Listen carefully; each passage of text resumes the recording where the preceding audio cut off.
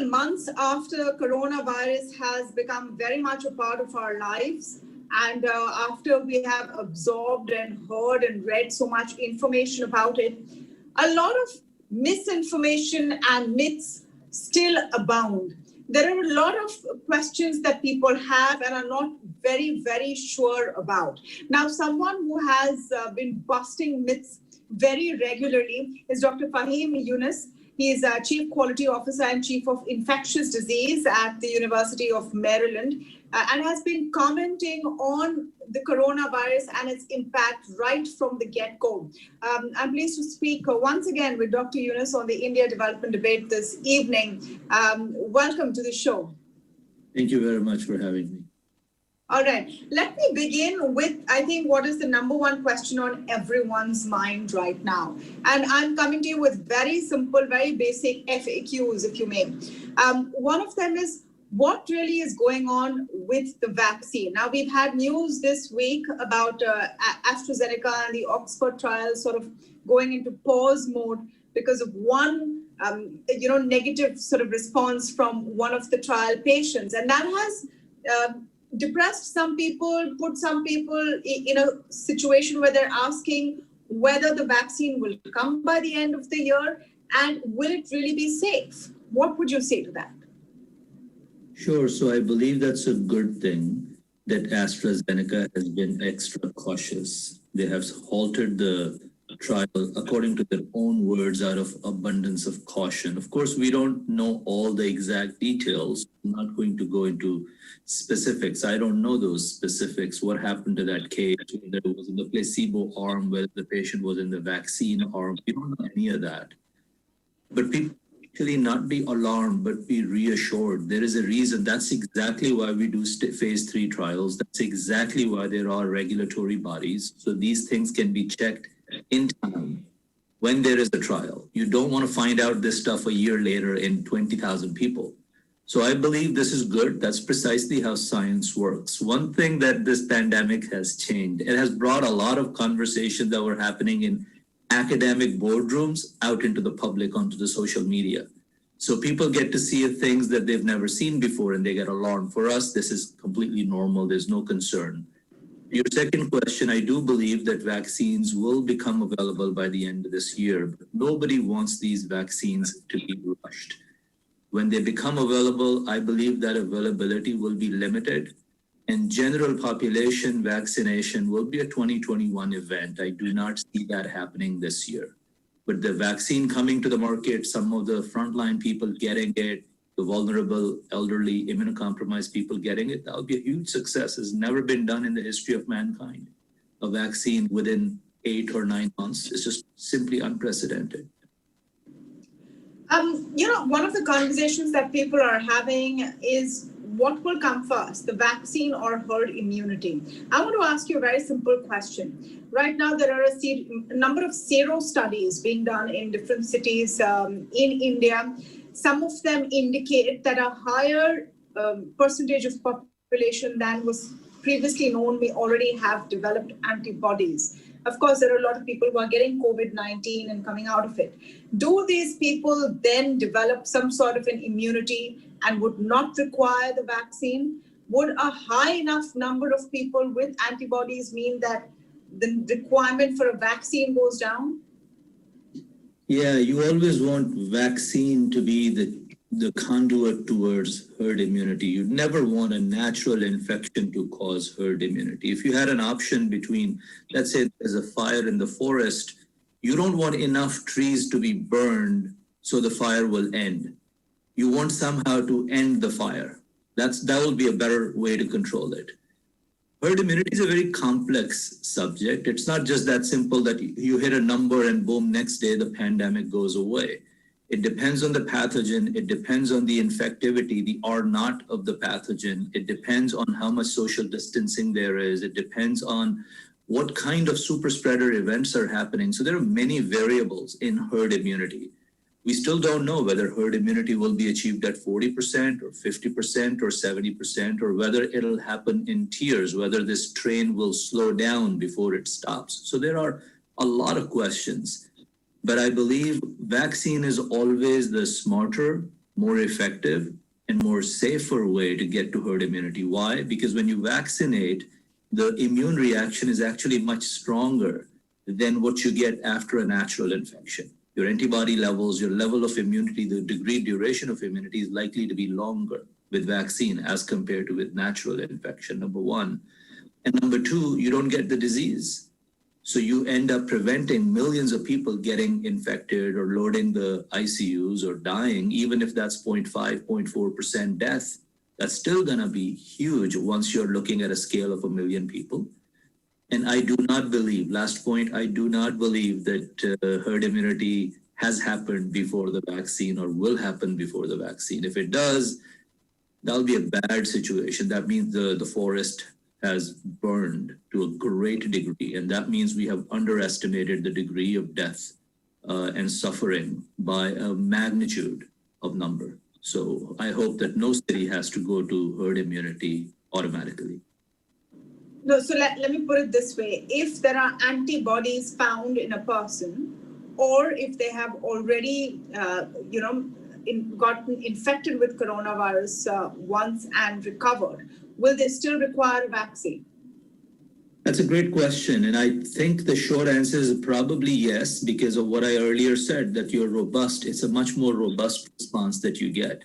The question then boils down to how safe is the vaccine and whether there is any counter reaction in patients who've already recovered. We don't know those answers. So I'll probably hold my final answer until WHO, CDC, or some of the larger bodies come with a position statement on it. It's largely an unknown.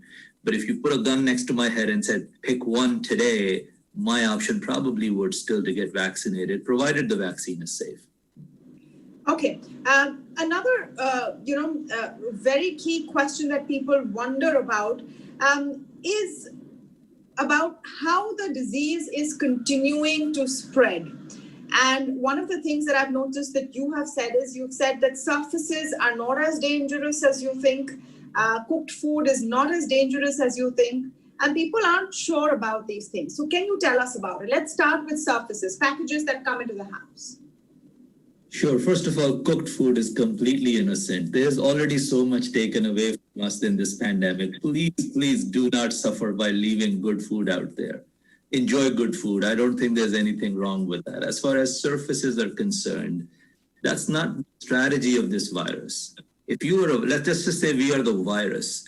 It's our strategy is let's get into a human being. We know that there's going to be a fight between the immune system of that human being and myself. I also know that 99% of the chance this human being is going to kill me within 7 to 10 days. So my strategy is this.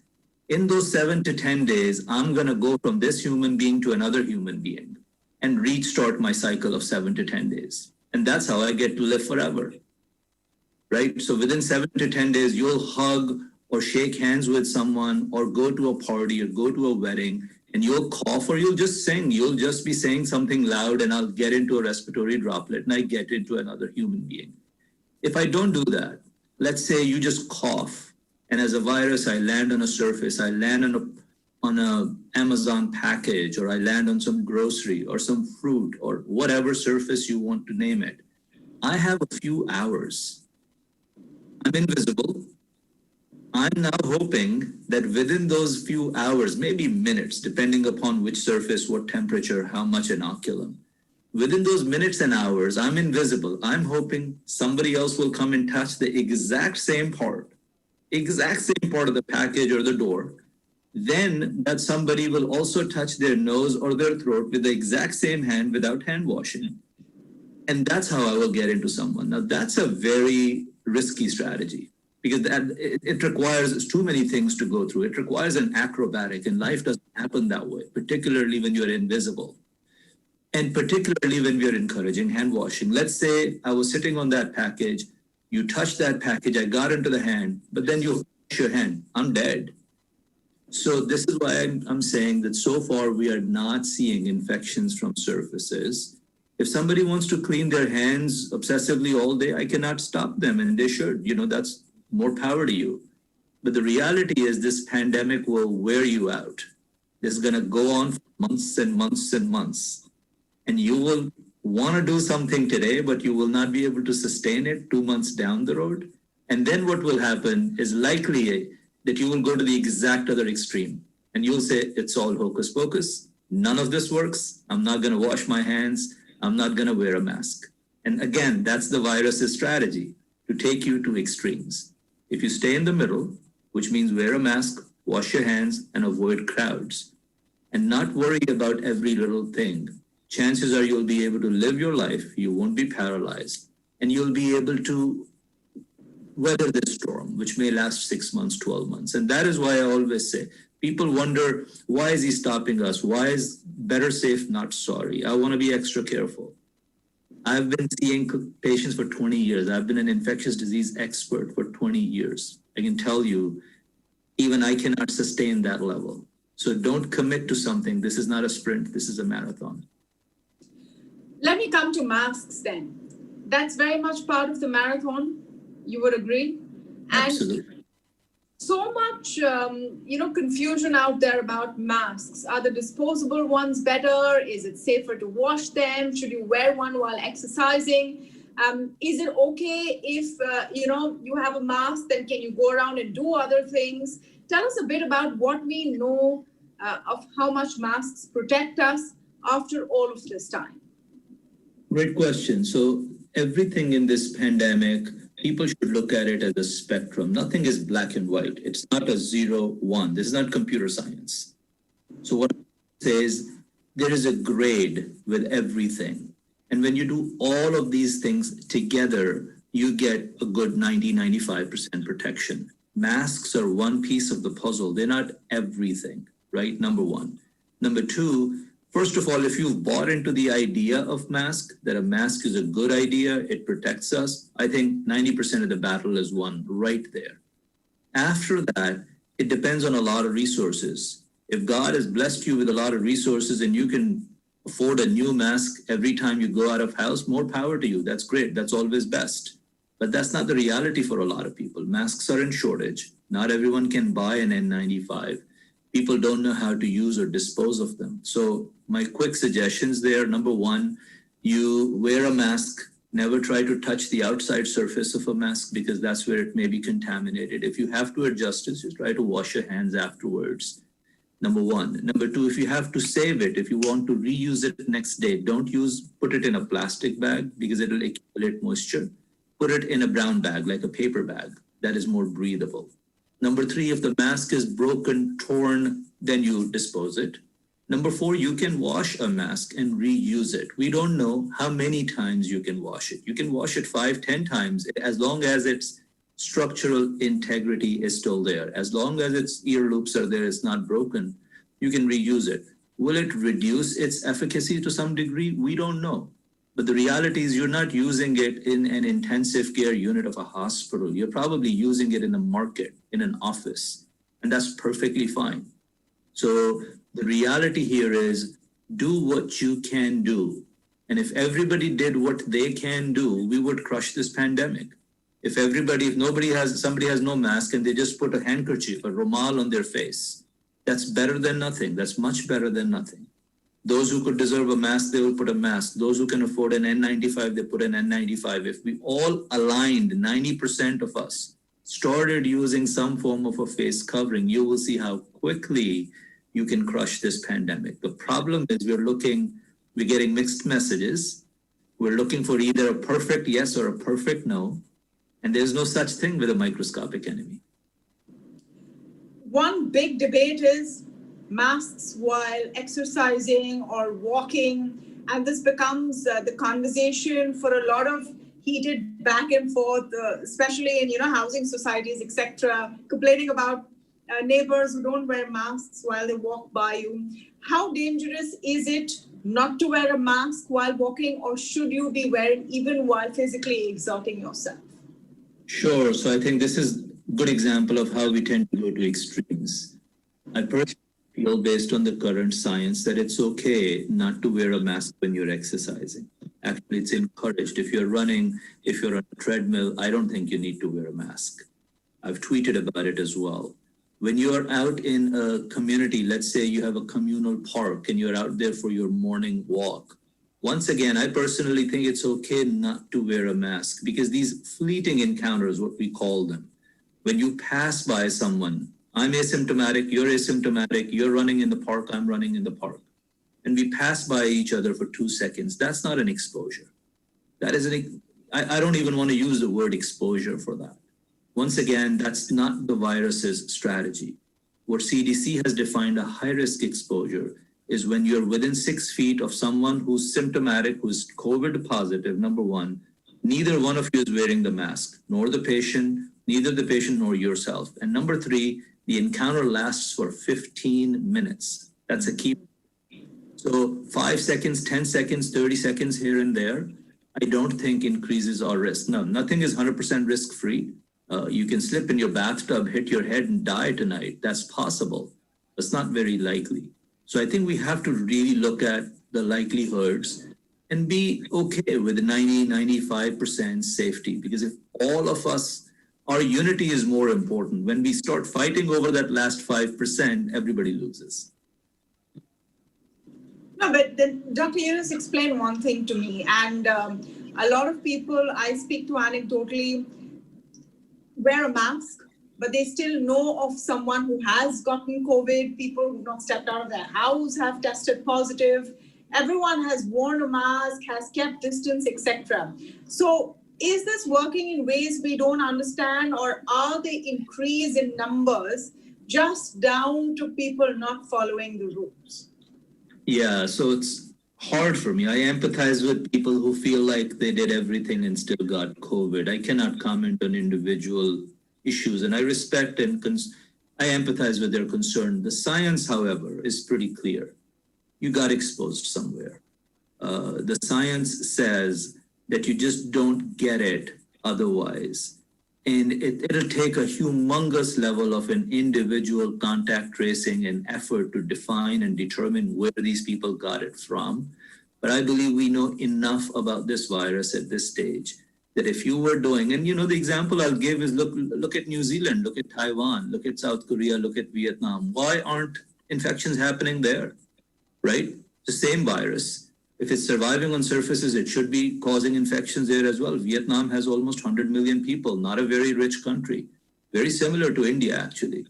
So if reinfections, these are the common things that circulate in the media and scare people. Oh, people are getting reinfected. Oh, they're getting infected. I was just going to come to that. They're reinfections now. Exactly. But you have to look at the positive deviants. You look at these big, large countries that are millions of people in similar weather, under perhaps similar conditions. How come they crush the curve? Why aren't tons of reinfections happening in Vietnam or New Zealand? Because it has happened in these countries. The government and the medical bodies have gotten together, and they have always spoken with one voice. They don't have a treatment or a vaccine. There's nothing secret hidden in their basement that they're using. They have exact same strategies. It's fascinating. It's the same amount of time in the same world where we are struggling. China is fully open and operational. So I think we need to believe the science. And the key message, I've said it throughout, a divided populace can never win against a united virus. What we do, we fight over the 5% which is unknown. Is it airborne or is it not? Well, that's an academic exercise that to me belongs into the amphitheaters of universities, not on social media. People don't understand that exercise, that conversation. Is it reinfection, airborne, surfaces? This is the 5% unknown. Forget about it. Let's talk of the 95% known. And if we all agreed on that 95% known, you'll crush the pandemic. All right. Last question from you, Dr. Younus. You talked about this going on maybe for another 6 months to a year. Do you think that once a vaccine is available to the people who need it, we will see the back of this, or the back of this kind of a fear factor? Is the vaccine the answer? Right. So I think two-part answer. In the short term, if you wash your hands, if you avoid a crowd, and if you wear a mask, to me, that's as good as a vaccine almost. A vaccine is going to be 50 to 75% successful. Do not expect this vaccine to be like a polio vaccine. It's not going to eradicate COVID. These vaccines are not designed that way. So if it's a 50 to 75% effective vaccine, I can guarantee you that if you did those three things consistently, you'll get more than 75% protection. So you should feel empowered that you actually have a vaccine today. It's just in the form of a face mask, hand washing, and avoiding crowds, number one. So you can still live your life somewhat guarded, right? Now, why that is important? Because that takes the pressure off. You can't get up every morning, look at the newspaper and say, is the vaccine here? That's going to be a very difficult lifestyle to maintain. So just adjust with that new lifestyle where you control the vaccine, number one. Number two, yes, vaccines, as I said, will be available by the end of the year, but for general population, very likely that they'll come to you in next year. Third question, when will this end, is the hardest. Nobody knows, of course. I have no way of predicting it, but 20 years of experience at least gives me some insight. And I'm not a pessimistic or an optimistic guy. I just look at the data and say what the data is telling me. Today, if you ask me, if this was a cricket game, and it's a one-day match, I would say we are still in the first innings.